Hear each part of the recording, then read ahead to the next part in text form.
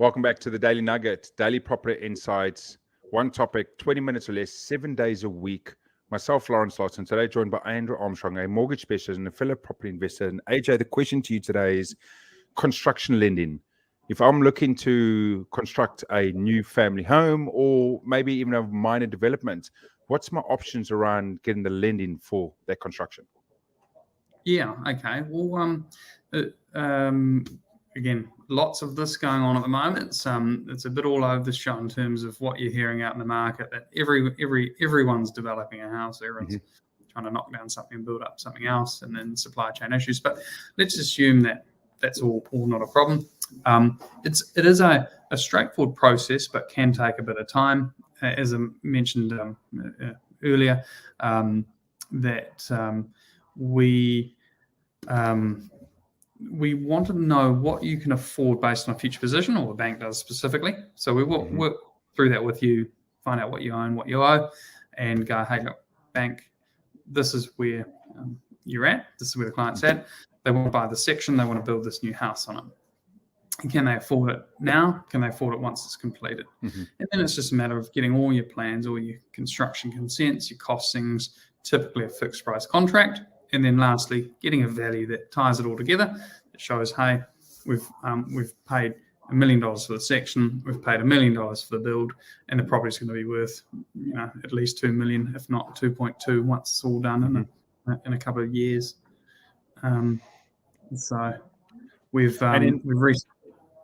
Yep, and with that, so the numbers add up, the bank comes back. Do I get the $1 million build as a lump sum? What's the process? How does that work? Do I get all that money, or is it part payments? So typically there are two common types of construction that we're seeing. One is called a turnkey, which is effectively where you sign up with a developer and they say, look, the total cost here is going to be, we'll just say $2 million again. The total cost is going to be $2 million, but you're going to give us 10% deposit up front, so $200,000, and then within 12 months we're going to deliver the new house and effectively give you the keys, turn the key. That's your turnkey sort of an analogy there, and they will draw down the residual amount of money to settle it. Now, given that it's $2 million, chances are you're going to have at least $400,000 paid in there, so that they will give you the residual loan of $1.6 million in one lump sum that will be paid from your solicitor to the vendor. The second main one is the construction, where you would buy, let's say you go and buy the land, or you already own the land, and then the bank will pay out the portion for the build. Let's just say that's 80% of $1 million, so $800,000 on invoices that are supplied by the builder in line with a contract that you'd already agreed to as part of that process, and they will just pay it down on progress payments. So there's no big jump or loops that you've got to go through from construction lending. Again, it's just making sure the numbers tie up and you go through the process and the banks validate. Yeah, essentially. There's a slightly higher income required than if you just bought a standalone house, and the bank's just factoring in there a form of cost overrun. So in other words, if your $1 million build went to 1.2 million, so 20% overrun, can you afford that? And again, would the bank be willing to give you that money in the worst case scenario?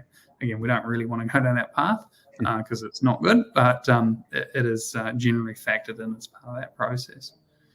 Now, there's some pretty good construction rates out there from a couple of the major banks here, and that's sort of around the 2% per annum mark. Obviously, subject to change because it's a variable rate, but and those can certainly help first-time buyer builders, anyone doing construction for that matter, get some really good rates.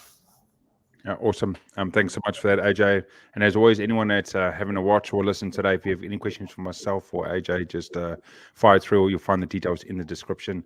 And thanks for coming over to the Daily Nugget, daily property insights, one topic, 20 minutes or less, 7 days a week. And as always,